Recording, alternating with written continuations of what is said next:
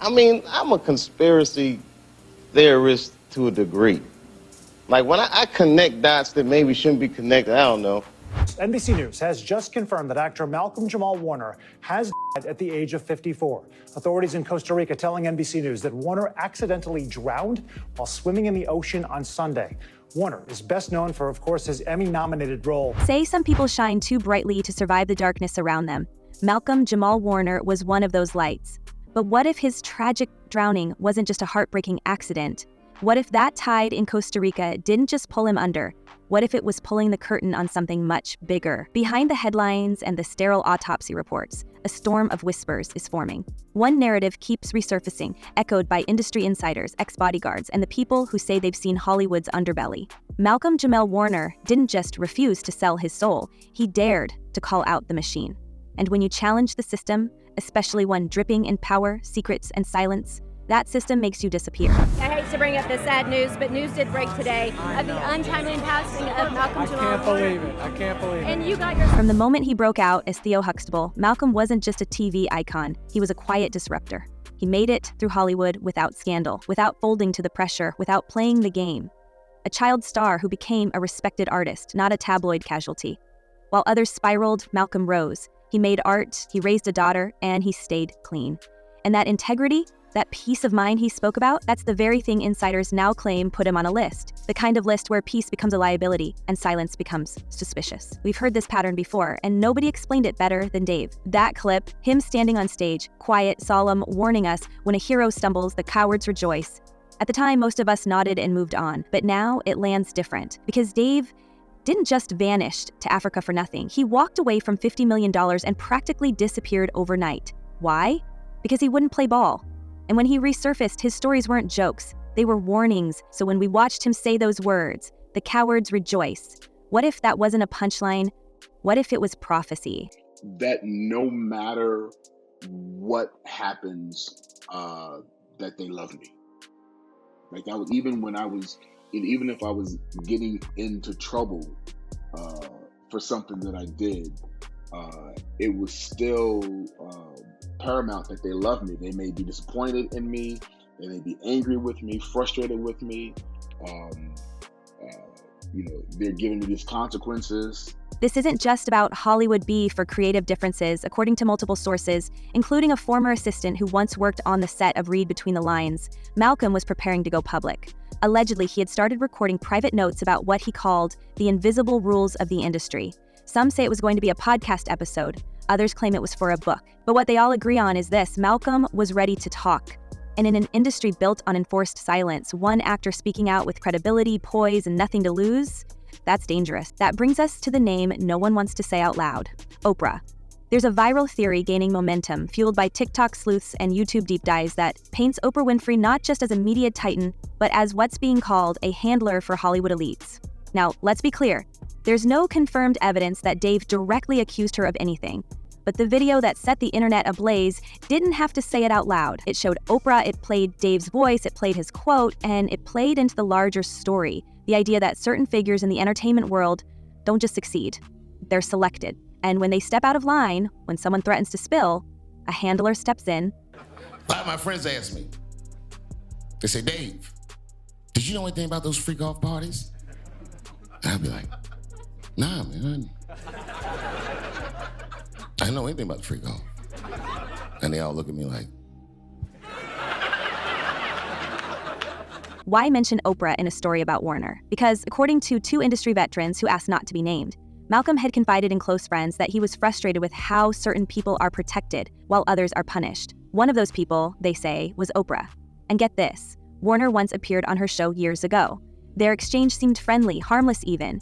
But that footage from the early 2000s has been getting a new kind of scrutiny lately. Blink and you'll miss it, but there's a moment, just a flicker, where Warner's face changes when she mentions his legacy, almost like he knew that legacy could be used against him. And then there's the Diddy angle. If you're already thinking, here we go again with the freak-off parties, you're not alone. But stay with us, because while Dave made jokes about never getting invited to Diddy's infamous gatherings, Malcolm's absence wasn't a punchline. It might have been a warning. A former music publicist who says she worked with both Warner and Combs in the early 2000s claims Warner was personally invited to one of Diddy's private events in LA.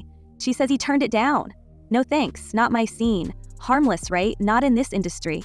Not when those parties, according to the federal indictment, were ground zero for allegations of coercion, exploitation, and worse. I've been in trouble in my day. Well, I've been in a lot of trouble in my day, but man, let me tell you something. This guy, Puffy, buddy, this guy is in an enormous amount of trouble. I don't think I've ever seen anything like this. They got this guy in a RICO case by himself. What happens when someone says no? In regular life, nothing. In Hollywood, it's a different story. Refusing a party invite doesn't just make you look antisocial, it can brand you as disloyal. And loyalty, in this game, doesn't mean friendship.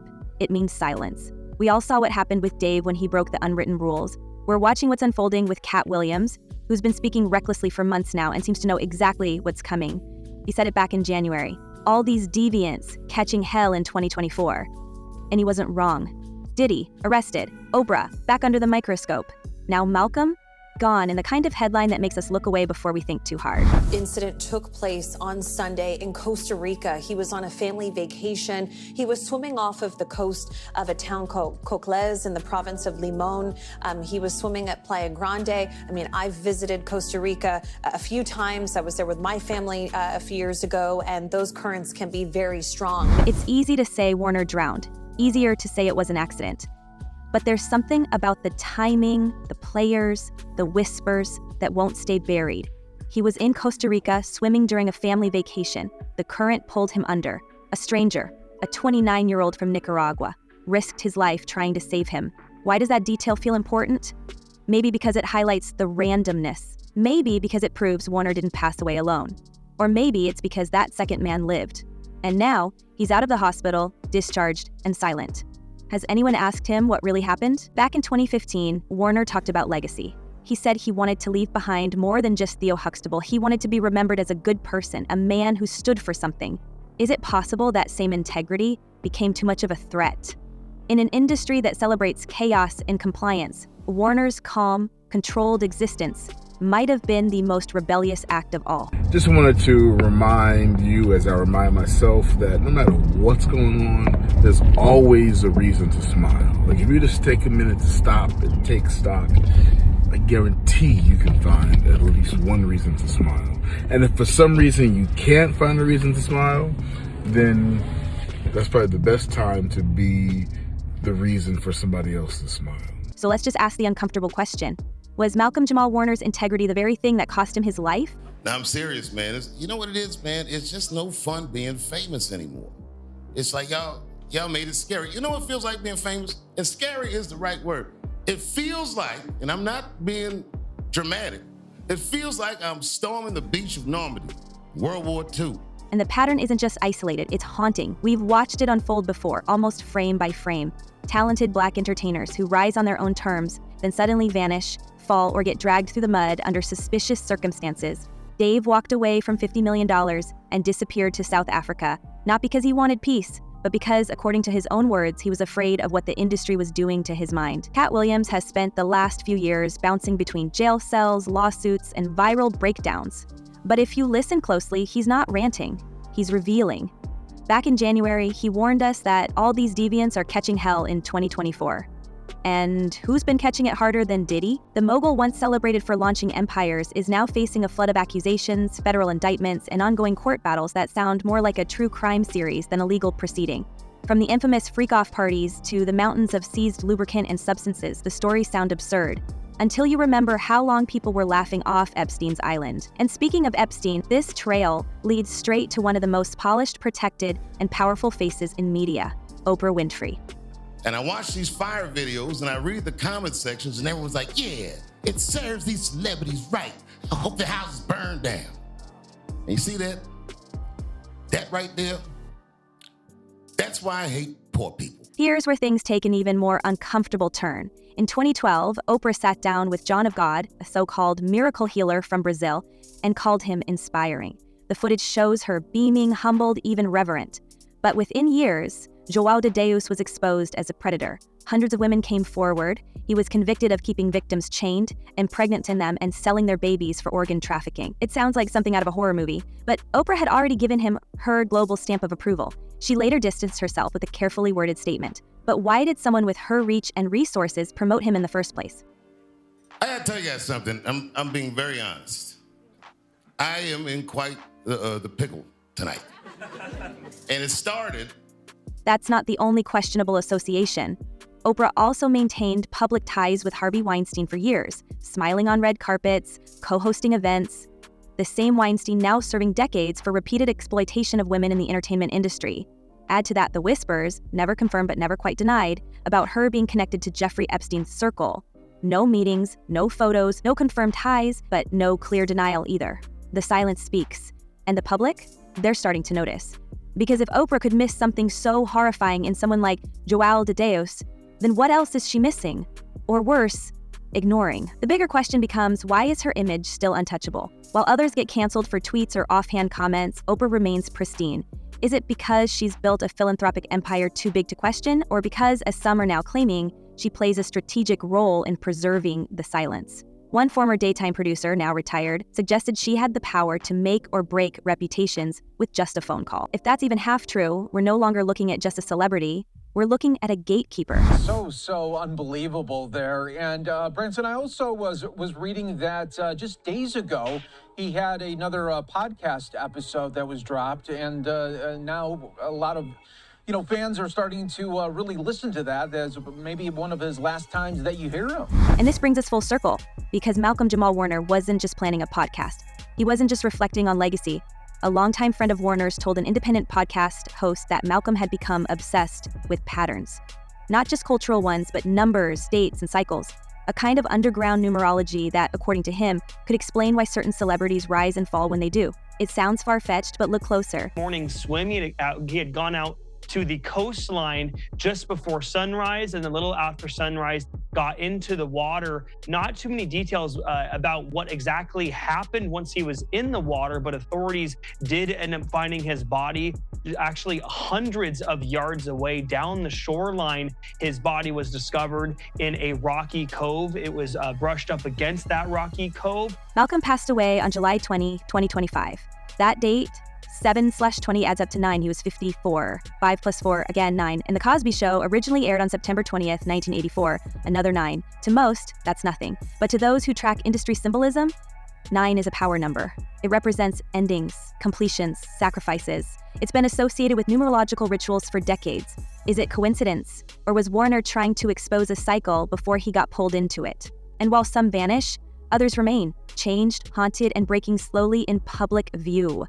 The psychological damage isn't always as loud as a headline or as final as an obituary. Sometimes it bleeds out in the quiet moments, in the eyes of survivors who have seen too much and said too little. Take Chloe Bailey, for example. Once hailed as a prodigy, molded under Beyoncé's wing and celebrated for her vocal power and image, she's become a troubling case study in how the industry fractures its own. When her film Sinners and Saints premiered, she should have been celebrating. Instead, the public got a glimpse behind the curtain. Chloe visibly emotional, on the verge of tears during press, her discomfort unmistakable. What was meant to elevate her turned into a glaring reminder that even success stories come with a price. Right, like I've been doing this like 40-something years. But I'm in a place now where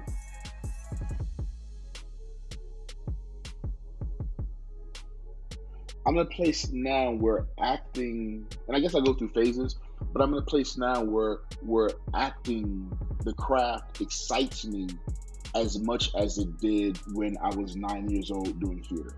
Industry insiders have long whispered about the suffocating creative control exerted over Chloe and her sister Halle. The shift from raw, authentic artists to tightly manufactured personas didn't go unnoticed. But it wasn't just branding. It was transformation under pressure, the kind that slowly strips away agency, isolates you from your intuition, and leaves you performing happiness on cue. Chloe's emotional response to Sinners and Saints wasn't just about a role. It felt like an unraveling, the moment when years of bottled-up strain began to crack the surface. And the most disturbing part, instead of concern, she was met with mockery. Viewers called her dramatic, overreacting, weak. No one asked if she was okay. This is what happens when the machine doesn't outright discard you, it eats at your spirit instead. The industry doesn't always end careers with scandal. Sometimes it simply breaks a person so gradually that by the time they've lost their fire, no one notices the lights dimming. For performers like Chloe, survival means staying silent. Complaining is career sabotage. Speaking out is seen as ingratitude. And so they smile, they pose, they go viral for all the wrong reasons while something inside them quietly decays. The glamorous surface hides a mental toll no one is allowed to name. You know, in between gigs, I can float and things are cool. But, you know, there's another level of responsibility, you know, having a wife and a daughter. So there's that. But there's also there is a newfound freedom that I'm having with my craft. We've seen it before. Behind the megawatt smiles and flawless red carpet looks, countless stars carry invisible wounds. Fame isn't freedom, it's a contract of submission. For every celebrity who speaks out and vanishes, there are 10 more learning to suppress, to comply, to endure. And when the few cracks do show, when someone cries during an interview or deletes their social media without warning, we're trained to look away, or worse, to laugh. The entertainment machine doesn't just create stars, it cultivates compliance. And if you dare to feel, it punishes you for being human. That's the real horror story. Not just the demises or the headlines, but the slow erosion of self. Chloe Bailey's moment was a warning, a glimpse into what's waiting behind the curtain for those who won't or can't play the game forever.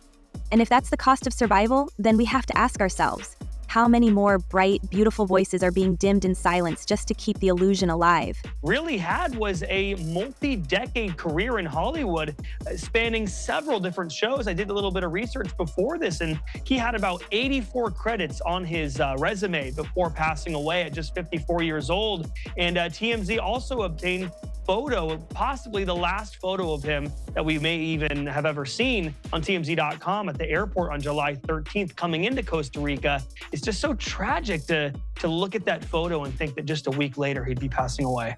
Even more disturbing, some say that his age, 54, mirrors the age of other fallen black stars who left too early. Michael Jackson gone at 50, Prince, 57, Chadwick Boseman, 43. The numbers vary, but the theme remains. Men who meant something. Men who symbolized something, taken at the height of their clarity. Malcolm had just launched a new podcast aimed at challenging media narratives. He was speaking openly about mental health, about black fatherhood, about dignity, and then suddenly a rip current, a tragic drowning, a story that shuts the door before questions can be asked. What's good? Yes, I got the flower in my hair. Today's my daughter's birthday. She put the flower there, so I'm rocking it. What? It's a beautiful day here in Atlanta. I just wanted to shout out and just spread some love and some good cheer. And, you know, life is out here lifing, right? For me and for everybody else. But we're asking, because we have to. Because too many names are stacking up and too many stories end the same way. Fame, integrity, resistance, then silence. Is this just what happens when you get too close to the truth in a system built on illusion? Or are these fates orchestrated piece by piece to keep the rest in line? And if Malcolm-Jamal Warner's demise wasn't accidental, then who might be next? We want to hear what you think. Drop your theory in the comments. What's really going on in Hollywood? Who's pulling the strings? And what else are they trying to keep buried? Stay safe, stay curious, and remember, the deeper you dig, the darker it gets. Until next time.